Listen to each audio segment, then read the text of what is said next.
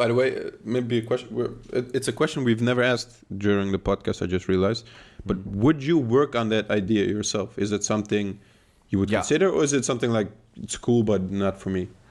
I would. Yeah. Yeah, definitely. Yeah, on this idea I would. Yeah, it sounds interesting. It is. Yeah, but I don't have the starting capital. It doesn't fit. Shark Tank guys. Yeah, if you're watching, guys. hit him up.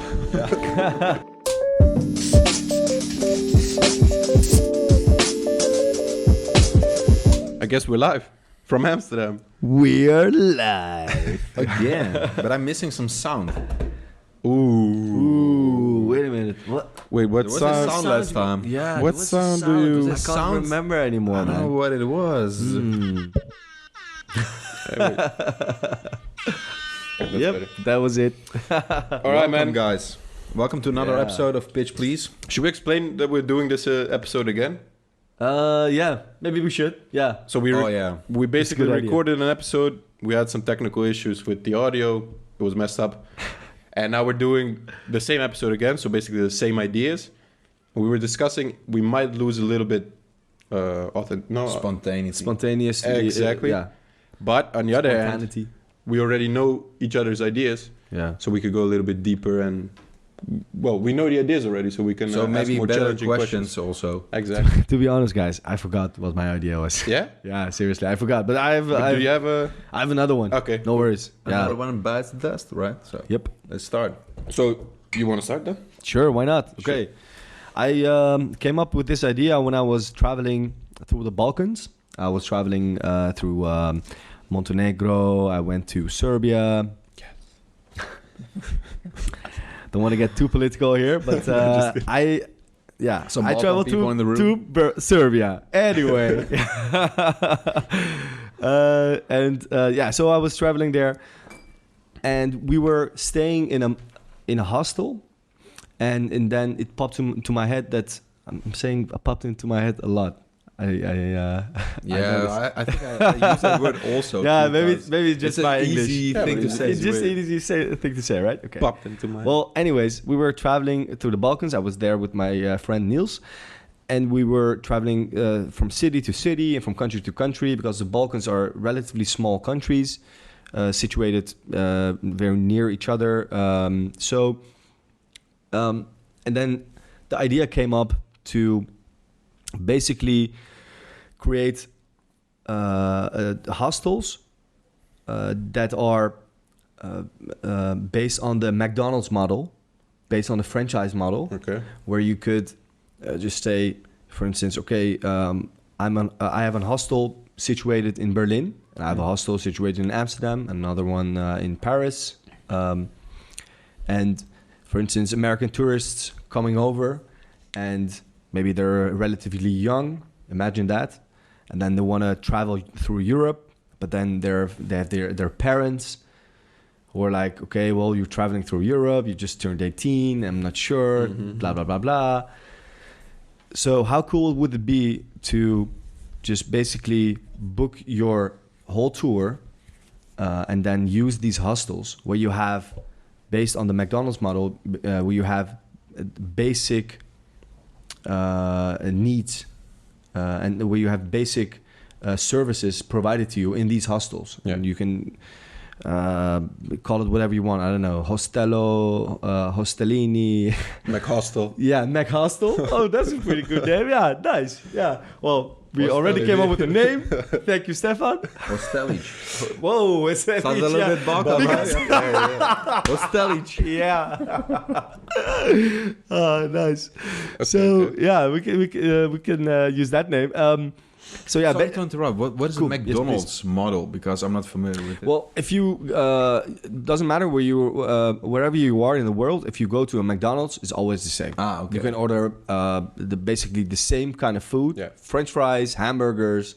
Oh, you have free Wi-Fi. You have a standard of quality. It's always the same. Yeah, it's always the same. Good question, by the way. So basically, what you're suggesting is to have a hostel all over the world. Yeah. But it's like a brand. Everyone knows when I go to this hostel, this is what I can expect. Exactly. And you can also, for instance, link them between each other. You can also say, okay, well, you want to travel from Paris to Amsterdam. Okay, there's a shuttle bus departing every day. Yeah.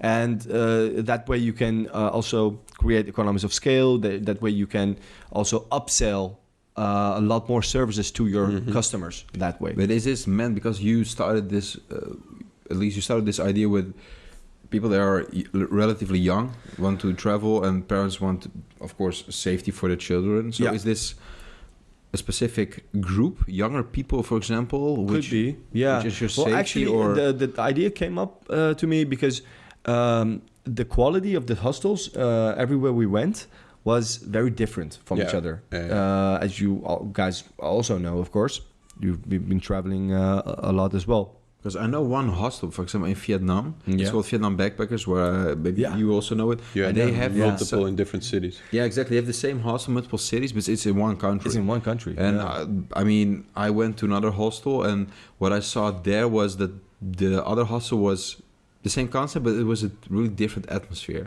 So even though it's the same hostel, there's still room for improvement, in my opinion, at least. Yeah. Because it was a total different vibe. I mean, of course, it was the same chill vibe, so to say, but it was still completely different than in other cities. Yeah. So I don't know, maybe this is something which you can achieve with this. I don't know. Yeah. And also in multiple countries, because this is exactly, because if you imagine you went to Vietnam, of course.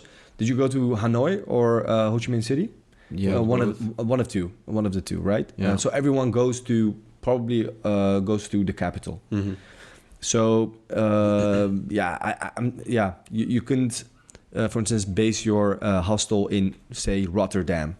If you want to travel to Holland, you go to Amsterdam. If you want to travel to France, you're probably going to Paris. England, you go to London. So the basic idea is that if you, for instance, take Europe, then you can take the big capitals where tourists travel, tourists travel to, and then present this idea to these owners, and say to become a franchise. But of course, it has a very big barrier because you have to convince a hostel. If I'm being very critical to this idea, you have to convince the hostels to become a franchise of your company. Share a bit of their profits. And why would they do that? Why would they do it if they're already successful? Yeah. Do you know the story of McDonald's? Like how it will start? Have you seen the movie The Founder? I did. It was a cool movie. Yeah, I did. Yeah, it was pretty awesome. Yeah. So I think the key point there is that McDonald's, they eventually started franchising, and then that's what made them really big. But before they did, they really built a brand. Like they had people from all over the country and city coming to that one franchise they had, or franchise local. Yeah. And once the brand was known, then they had leverage to say, hey, if you want to leverage our brand name with your own hostel or McDonald's, sure, yeah, cool, give us a share of your profit. And then the franchise model was born. So to be able to succeed in something like this, you have to start with your own hostel first, right? You can't go to someone and say, here's my brand. You want to buy my brand? I don't have a hostel, but so you would have to start with your own hostel. And first. I think also the guy. Sorry. Oh, no problem. No, but I think Vietnam and Backpackers or Vietnam Backpackers has the same thing. I mean, they had just one chain first, and then they went to different cities. So I think that's also how it starts. I mean, if they're smart, if they have like someone really, if that's their goal to expand.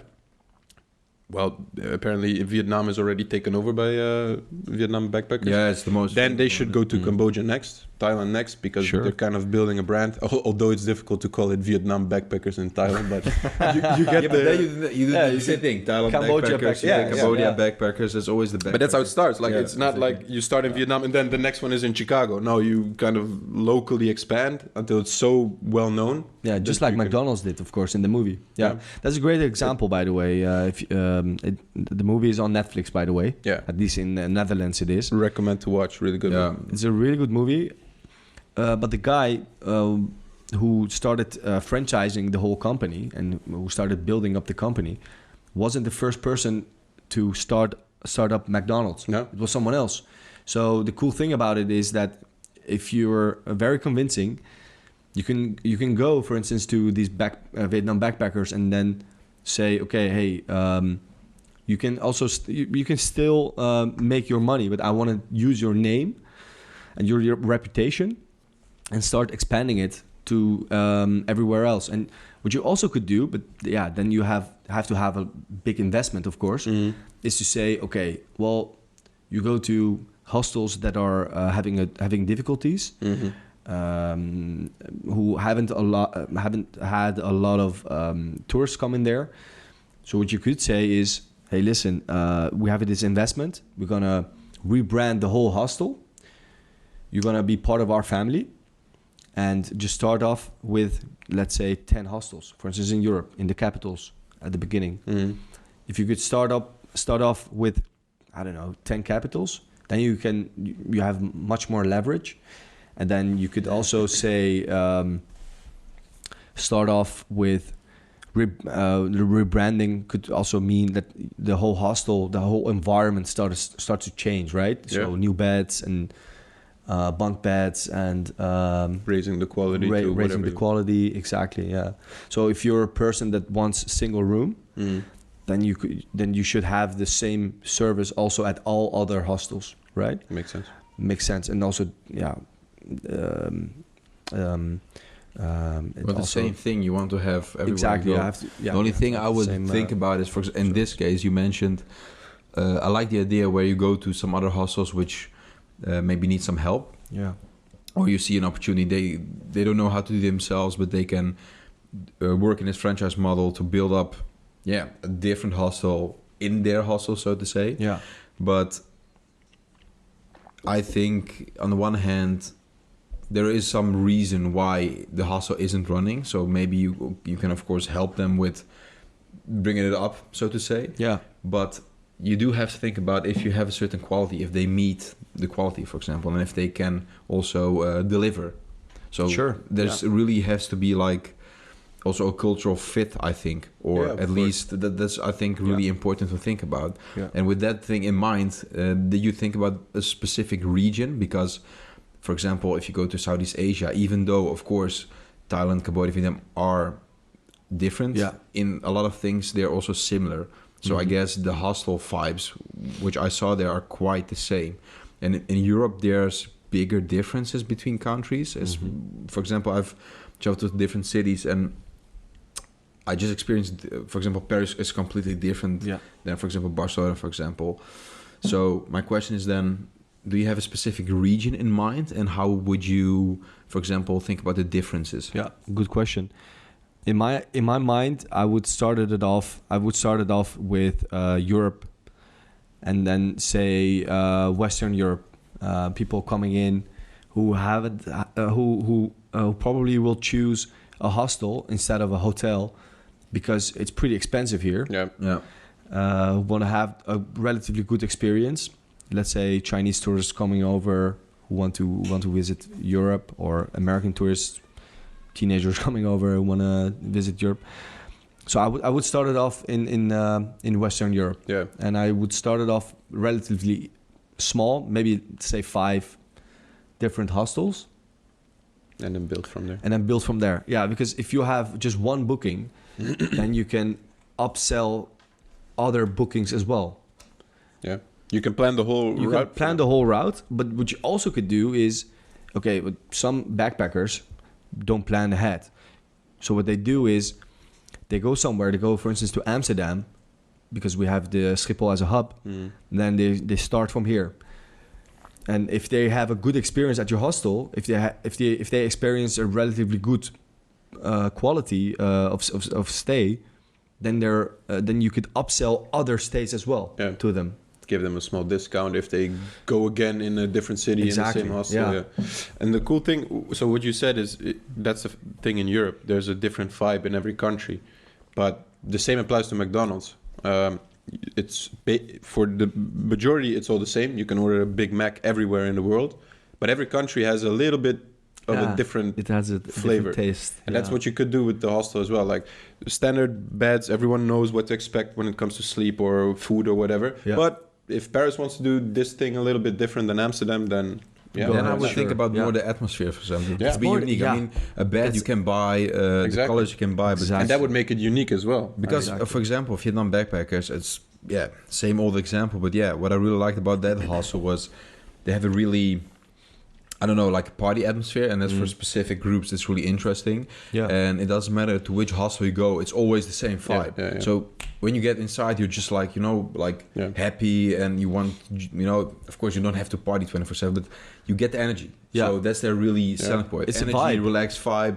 The personnel are also really helpful, really nice, and they just have a really, I'd say, they spot people who don't enjoy it. They try to, bring them also into the group. So I think that's the most important thing to leverage. Did you had something specifically in mind how to differentiate, or? Yeah, because you mentioned parents and not being that's scared. the reason. Is that like the trigger, or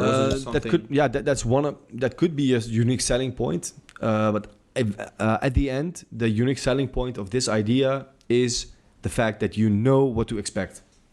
Period. You know what to expect. You know the quality. You know the vibe. You know the quality of the kitchen that you're going to use. You know the fact that all the hostels have these kinds of showers. You know that they all provide you the service of you traveling from A to B. Yeah.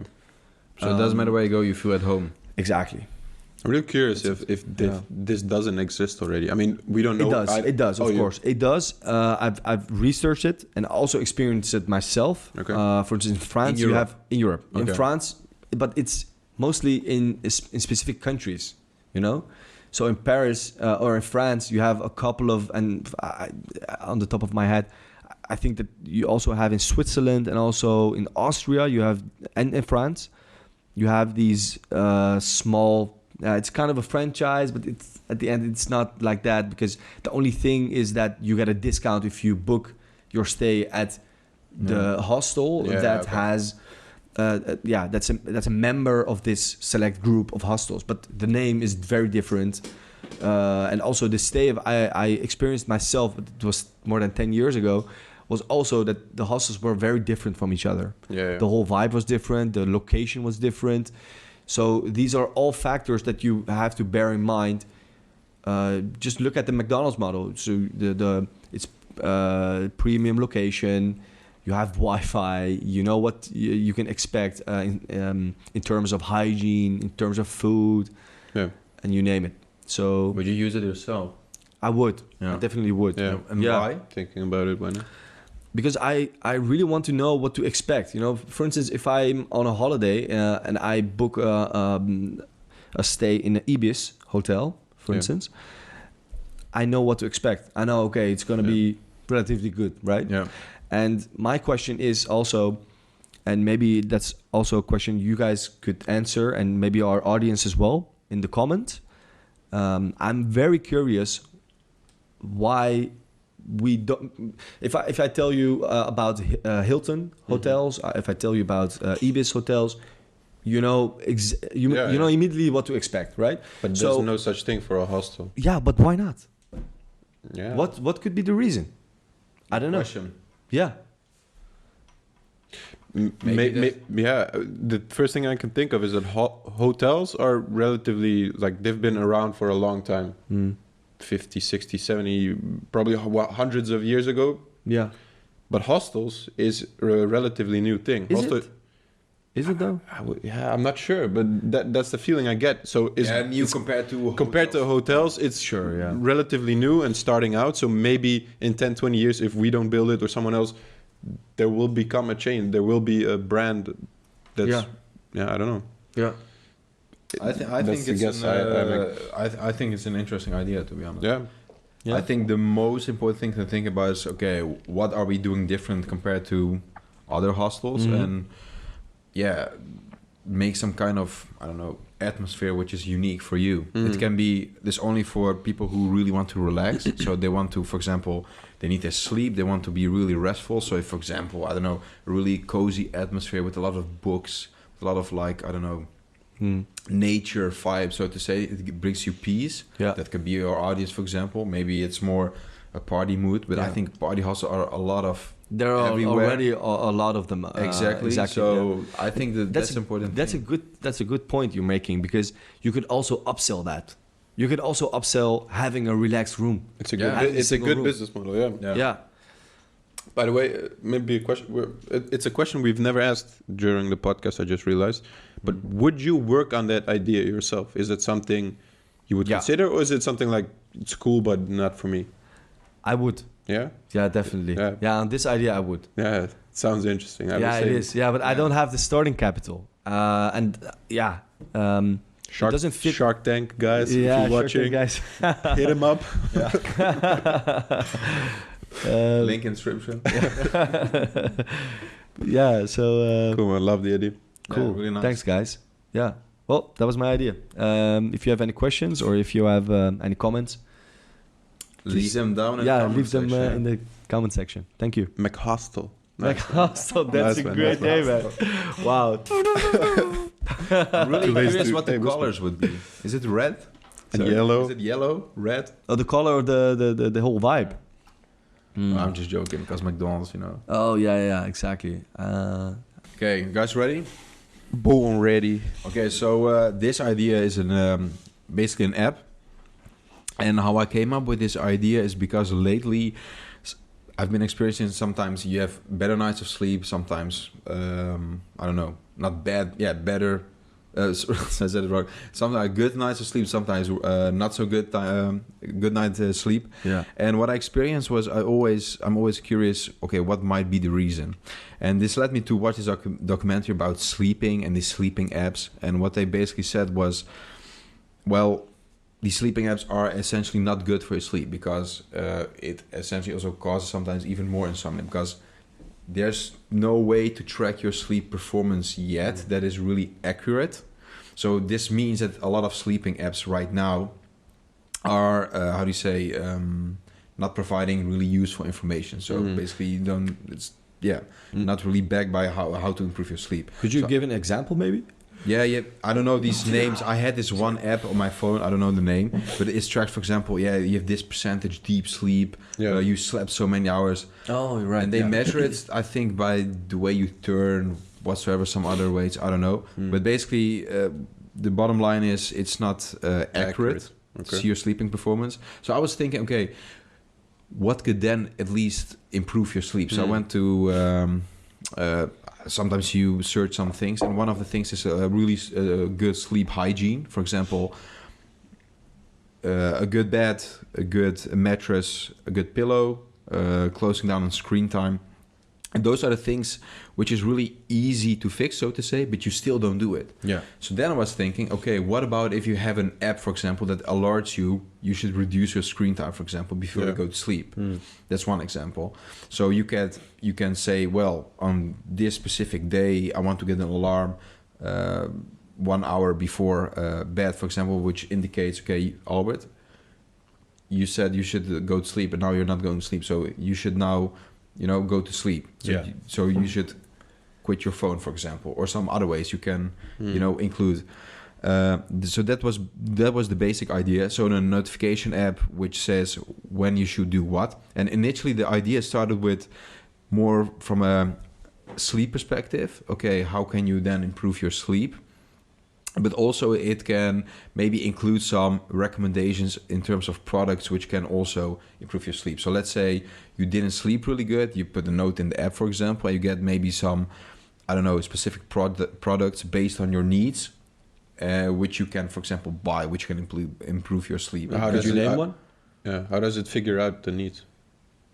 Yeah, that's basically you have to log it yourself. So you can, for example, of course, maybe it's not the most accurate way, but at least you can say, okay, well, today I slept pretty good for my how I feel. Today I didn't sleep pretty good. Or you can maybe measure how's your alertness today? How are your cravings today? How is your concentration today? Some indicators of maybe poor sleep. So those kind of things. More as in questions that you receive, and then you can just say ABC, I slept good. Something medium, like that. Bad. Yeah. So maybe basically improve your sleep. But this brought me also to another side idea, so to say, is that, for example, in a lot of cases, at least that's that happens to me a lot.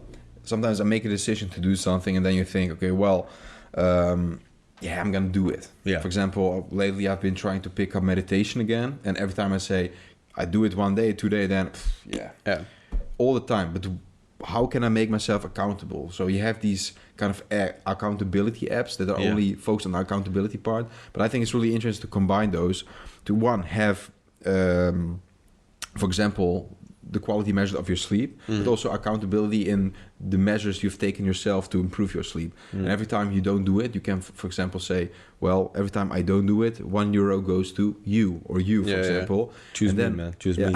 Choose you. So you have to pay a certain amount if you don't do that thing. And of course, on one hand, you can think, I don't know, why should you do it in money? But we know a lot of times when it involves money or something. If there's a financial incentive, then you're probably more prone to eventually proven doing it. So that's basically the idea. An app which maybe can give you an alert to improve, for example, your sleeping quality, which is also not, in all honesty, not completely scientific based. But at least it doesn't claim to. But there are some principles which really improve your sleep, such as good hygiene, reduce screen time, those kind of things. And this thing can help your sleep, and you can even make you more accountable to do so. And in the extent, if you extend this idea, you can do it in a variety of ways to make yourself more accountable to do the things you want to do, or to improve the things you want to do. I have 2 questions. First of all, I really like the idea, by the way, because sometimes but if you don't like the idea, it's also fine. I do like the idea, because sometimes it comes in periods of times, where I'm stressed and stuff like that. And I was watching this this professor who was specialized in how people sleep. I think it was a psychology professor somewhere in Canada or somewhere, and he was talking about our sleep. So there's a science behind it. There's a lot of research done on it. So why not use that research and, for instance, see whether or not you can scientifically improve your sleep? Because sleep maybe hygiene, some articles, for example. Yeah, exactly. Like, hey, Albert, look what happens if you don't go to bed. Yeah, if you sleep bad 3 days in a row, like, hey man, this is what you're doing to your body. You know what's really interesting? This brought me to something I read sometimes, that if you have a certain sleep deprivation of such amount of hours, I don't know how much it is, it's the same as you took 2 shots of tequila. Yeah, that's true. You're like impaired. Brain damage. That's what this guy also said. That was what the professor also said. Seriously. Maybe it was the same guy. Yeah, maybe it is. Guy, I don't know. Well, anyway, and then the second point was that you could also link this to, for instance, other apps, because you have also meditation apps, of course, right? So why not combine them? Because meditation before you go to sleep also decreases stress, for instance. So if there's a science behind it, compatibility or something. Exactly. Yeah. Okay. So if you could maybe combine this app in more of a lifestyle kind of way, I don't know, then you could also very much improve your sleep by being very active with the app. For instance, meditating. For instance, answering questions every day. How did you sleep? Did you wake up? How many times did you wake up last night? Did you have to go to the bathroom? So all these things combined into one. I think that could be... and I think the most important thing is about a lot of these recommendations is that a lot of things that some specific apps say are not really based on anything, or actually the dangerous part about these sleeping apps that it can actually you think you're doing the right thing by measuring and tracking, but eventually you're also indirectly causing more insomnia to yourself. Because if you wake up, for example, I one time I had this habit of if I wake up in the middle of the night, I go to the toilet and I see, oh, it's 4 o'clock, then shit, I have to sleep right now, and then this triggers this. But that's scientifically proven that as like the second you look at the clock and you start thinking, oh, what time is it? It's like your logical brain is already kicking in. Exactly. So it's like don't look at the clock. When you have to piss, don't look at the clock. But sometimes these really simple to follow advice is the best thing you can do, but you still don't do it. I mean, I sometimes don't. Like last night I played Call of Duty too long. I should have go to bed a little bit earlier. But yeah. So But if I had to have, it was like, or Good yeah, I watch. don't know, spot, but you're just it's maybe impossible. Your phone just shuts off like. Yeah. Now I'm gonna close. I like the You're idea. connected to your PlayStation, and then PlayStation, you're in the middle of the Yeah, game. but It's like. It could be. It's measurable, right? Yeah, you Connected can maybe to your PlayStation link it to your Google Home Yeah, and it shuts off device. all the Shuts lights off and everything. the It's home like, and whatever. yeah, man, you need to go to sleep. No, but that's basically the idea, and yeah. Cool. I love the idea. I would use it myself. Although lately I've been sleeping pretty okay. I'm not sure if it's because of the quarantine or whatever, but I have periods where I don't sleep, and then I would definitely use the app like that. But the thing is, so this is really an app to build a habit to have high quality sleep, right? Yeah. But what happens when building a habit is that, let's say you use this app for 30, 60 days and you've built the habit. Like, okay, 1 hour before sleep, I don't use my phone. I drink a glass of water before I go to bed, blah, blah. You stacked up all the habits, all the behaviors you should do to have good, high quality sleep. Why would you use the app after 30, 60 days once you've built the habit? Like, what's the business model then behind it? Maybe it could be as I mentioned, some products which are related to your sleep, regardless of your habits. So let's say you have good sleep hygiene. Maybe you have the wrong pillow, so you can invest in some better pillows, for example. Mm-hmm. So you can get some recommendations, or you can say, well, okay, this bed I have for so long, this pillow I have for so long, and yeah. Once it reaches a certain point, you get a message like, hey, it's time for a new pillow, for example, based on your, I don't know, indicators. This is the thing I recommend. Or for instance, if you say my neck hurts, maybe you should try another pillow. These are a couple because of that's the examples thing. of when you give the feedback. Because that's one thing I really want to explore myself. Because I mean, normally I'm a pretty good sleeper, but apparently your pillow is really important. Yeah, and I've never did some research Same. on pillows. Yeah. And apparently, really, a pillow can influence your sleep. Yeah. Oh yeah. Okay. So that could be maybe something. So what are maybe some products which you can in a sleep-related setting? Okay, but let's say then in the beginning that's the first things you do. You buy a new super good mattress and a pillow, and you darken your room. You ventilate the room. You all do that in the first 30 days. But then what? Like, what makes you continue use the app? Right. Like, I have the feeling the app is super handy and it's really valuable, but only until you've built the habit of doing it. Yeah, well, meditation, for instance, that could be one thing that you keep using. A guided... yeah, exactly, yeah. Because stress is always around. Question. So you have to think about the continuously. I want an app, so to say. I think a good example would be something like MyFitnessPal. Yeah. Like the first couple of times you were cutting down fat, you would use MyFitnessPal to track everything you eat, all the macros. Yeah. Are you still doing it? Like, or is it it's integrated in your behavior? My fat levels are too low, bro. I don't use it anymore, bro. And I mean, it's good.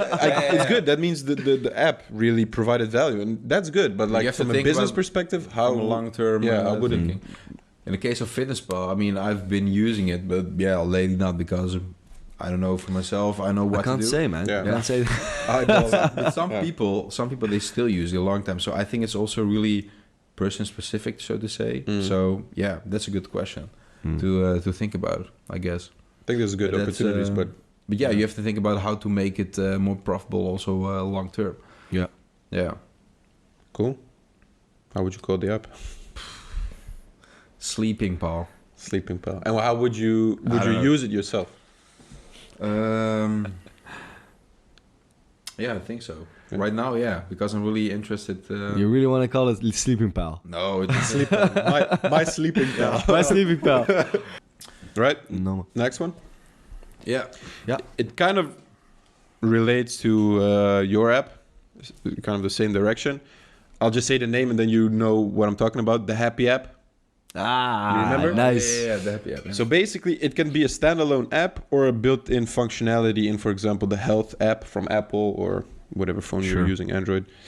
And the core essence of the app is a couple of questions, maybe even scientifically proven with research behind it, that can determine how happy you are. So not just a question, how happy are you? Because you can give a biased answer, but how did you feel when you woke up? Blah, blah, blah. Some set of questions that can really accurately determine how happy you are. Based on science? Based on science, preferably, yeah. Okay. Like set of questions that has a strong correlation with how happy actually someone is. Okay. There's probably already a set of questions out there. I don't know what the set of questions is, but like it should be scientifically proven. There should be research behind it. One simple question: do you enjoy waking up every day? I mean, yeah, I do. Yeah. Did you enjoy waking up today? Yeah, exactly. Yeah, Stuff like that. Yeah. could be one of the questions. Yeah. And then because the way I came up with this app is like what's basically everyone's number one goal in life: to be happy, right? Mm-hmm. Why wouldn't you want to be happy? Whether you want to build money, whether you want to help your family, donate to charity, help other people, it's all in the end to feel fulfilled, to feel happy. And I don't know about you guys, but sometimes I have days, weeks, months where I'm really happy, and sometimes I have, like, in my opinion, random days where you just don't feel like it. It's like, not necessarily depressed, but it's like, meh. And there's nothing you did other than the other days. But isn't that also normal to have these days? Yeah, I mean, there's always a factor of randomness. I mean, where people, just all kinds of processes going on in our bodies. Of course, there's randomness. Yeah. But me being a data analyst, I always like to quantify and. We get too. Are you happy, bro? Yeah, shit. No, but I like to quantify things, and like ideally, how cool would it be that everyone has this like guideline or a manual, so to say, if you do this and if you watch out for these kind of stuff, this kind of food, this kind of people, this kind of environments, you could potentially maximize your happiness. Yeah. And the way to do that is to have this set of questions, answer them every day. And the set of questions is based in an app, or as I said, in an health app, existing health app. And this app should be connected to whatever you give the approval to be connected to. So that could be your Facebook, that could be your LinkedIn, that could be your Google Calendar, your email. So then you let the algorithm basically do the work. It could find out all the patterns that you can think of that might affect your happiness. Oh, so right. maybe it can see that on the days that you get a lot of emails, it seems like you're less happy than normal. Or when your calendar is full, it seems like you're more stressed out. Maybe when you don't post anything on Facebook, you seem more happier. Or when your screen time on Instagram is a little less, you seem happier. Right. And it starts connecting the dots, looking for patterns that we can't see because algorithms are faster and smarter than us. Yeah. To basically come up with conclusions or findings like there's a high correlation with this kind of pattern and your happiness. Whenever you do this kind of stuff, you're unhappy. Whenever you do this kind of stuff, you're more happy. And the more you use it, the more accurate it becomes. And the cool thing could be that, for example, you allow the data anonymized to be shared with the app, to be compared with everyone else in the world, to even come with better predictions. I really like the idea that to connect the app to other apps, for instance, sending or receiving emails, answering emails, stuff like that. And also the idea to link it to an algorithm, so it comes up with new ideas and with new insights on to what extent you're more or less happy or not. Yeah. But what I really want to know is, so I think that's a good idea, and I would use it myself as well. Yeah. And what I would like to know is the questions that are measuring your happiness. You know? Mm-hmm. So I know you could also, for instance, link it to, I don't know, maybe a weather channel. Mm-hmm. Okay, so today it was a little bit that could definitely cloudy. Be, yeah. So maybe that's the reason why, and maybe you should, I don't know, hit the gym today because it was very cloudy, so you don't have a lot of energy. Yeah. I don't know. Could Definitely. be anything. So how would you structure the questions to measure the happiness of everyone? Because I don't feel like answering 10 questions a day on how happy I am or how I feel or stuff like that. No, so the answers should be quantifiable. So it's at either a scale from 1 to 10, so easy to answer. It shouldn't take you more than 1 minute. And it shouldn't be more than, I would say around 5, max 10 questions, so somewhere in between. Maybe you can even give the option, like, do you want the extensive research with 10 questions or the short version with 5 questions? Less accurate, but Cool. faster to engage with, or more extensive, but it needs more time. You know what the target audience really could be? Everyone who wants to be happy. Of course. But at the beginning, maybe MVP version, minimal viable product, could be to target people who deal with depression. Yeah. You could target those firsthand, right? They need it the most. So that could be your target audience. And what you also maybe could do is people with depression go to psychologists, of course. They receive a lot of medication.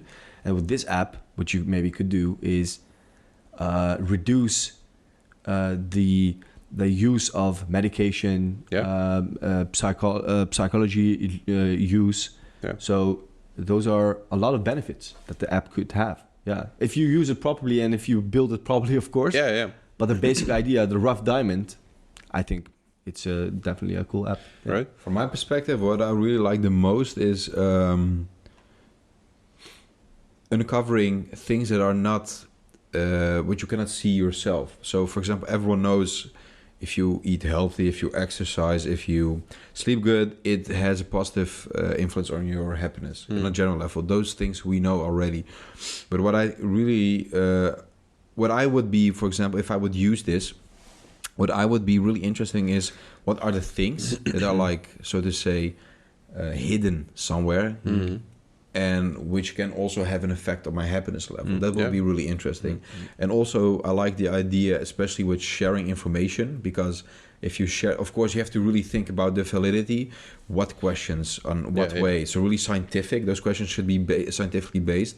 But I know from my university of these set of questions which you can ask on a certain scale, which are somehow, I don't know, backed up by science. That shouldn't be a problem. But yeah, you do have to think about what are the implications. But that sharing part is really interesting, I think. And what I would, for example, do is one time I read this book. It's called Don't Sweat the Small Stuff. Also recommended, by the way. A lot of recommendations today. But it's a really interesting book. And basically what the guy says in the book is things you can do to indirectly, I mean it's not meant to increase your happiness, but a lot of things in the book, what I read was these small things which I never thought about, but it can really have a positive influence on your mood. Maybe you can integrate this in the app, so on days when you don't feel good, it's like you get this thing, do this one thing, and maybe you can improve your mood. One quick example, let's say this sounds kind of random. Let's say you're standing in a queue to buy a cup of coffee, for example, and you buy one cup of coffee for the person in the back of the queue. You do that small kind of kindness to someone. And then somehow this magical thing is going to improve your mood. So let's say you have a grumpy day, you're in a car. I know, because once I hit the car, I hit the traffic, and one thing for sure is my mood is not the best mood ever.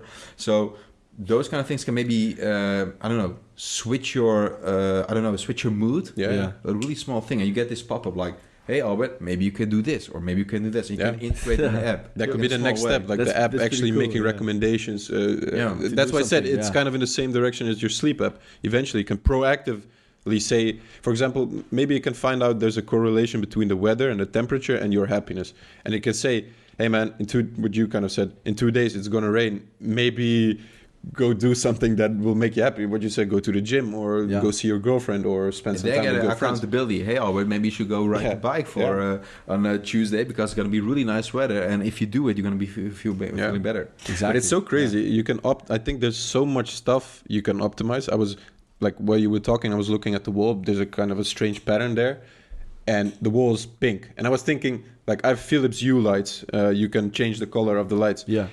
If you connect Philips Hue app to the Happy app, maybe you could find a correlation that red colors make you a little bit less happy than green colors. But you would never think, I mean, kind of sounds logical, but like small stuff like that, if you can optimize everything in your life to maximize your happiness, for example, it would be strange. I also have maybe an idea, basically just as a, if you want investment, go talk to people in the not in the pharmaceutical companies, but in the insurance world, because they do have these these small projects that they invest in. So yeah, that could be an idea to go there and then pitch this idea to develop the MVP version. Because I don't think because it could reduce the cost of people using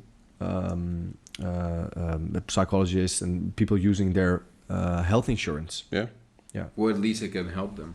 Of course it can help them, but it also, if you look at more economically, it could also reduce costs. We have to be really careful with all GDPR and privacy stuff. Imagine everyone's happiness score is out there. And you apply to a job where you, for example, in customer service, you're like, hey man, you're always depressed or not really happy.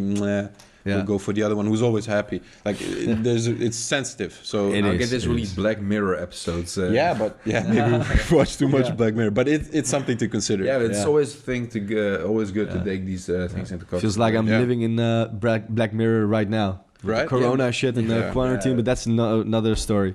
But how would you then, from a business perspective, make it profitable? What would be for example, the revenue model or something? Good question. You could sell anonymized data. So not how Facebook did, just without asking, giving out data. No, anonymized data, sell it out to companies who might be interested.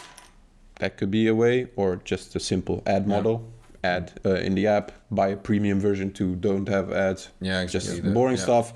Or it could come up, as you say, with affiliate links. For example, hey, it seems like you're not so happy. It seems like this product would be really good for you to make you more happy. Philips Hue lights, whatever. And then a link, and then they get a commission from that link. It could be. I also think that if it reduces costs, a lot of health insurance companies would be very interested. To give you an example, I was doing an internship back in uni, and I also worked a little bit on this project that they had. I think it's nowadays 10 years ago, I think, when I did this internship. And then what they basically did was, back in the day, it was very innovative, you know. It was a physiotherapy app for you to do exercises back home, right? So they were very interested in this app, and they were giving them backup also in terms of investment in that app. But of course, now it's not that innovative anymore, of course, to have this app. So but I think back then it was. So I think that you could also have the backing of health insurance companies. So not a bad idea. That could also be. It's kind of the same thing with you have these apps when you're driving a car and you put on the app, like everything is locked. You can't get any messages. And you get discount with certain insurance providers if you use this app. Usually they have their own app, but something like that. So you could also base your income, maybe partially on just contacting these insurance companies who might be interested, to reduce costs. Really interesting, I think. I think as well. Thanks, man. It was a good idea. Okay, I guess that was the ending of the episode. Let's wrap it up. Thanks guys, for watching, for listening and watching. If you have any questions, leave them down below in the comment section. If you have any suggestions for next time, and please do subscribe. And maybe tell us which idea did you like the most. And which you didn't like. I don't know. And maybe it helps us also to get better, get some new ideas, and help you guys maybe also. Maybe in the future we could even have someone, well, not over, especially now, but like maybe through Skype and have them pitch an idea in our podcast. So let us know and feel free to comment. Cool. And, see you next time, guys. Until next time. Cheers, guys. Cheers. Oh, wait. Oh. I already have the happy app. Look.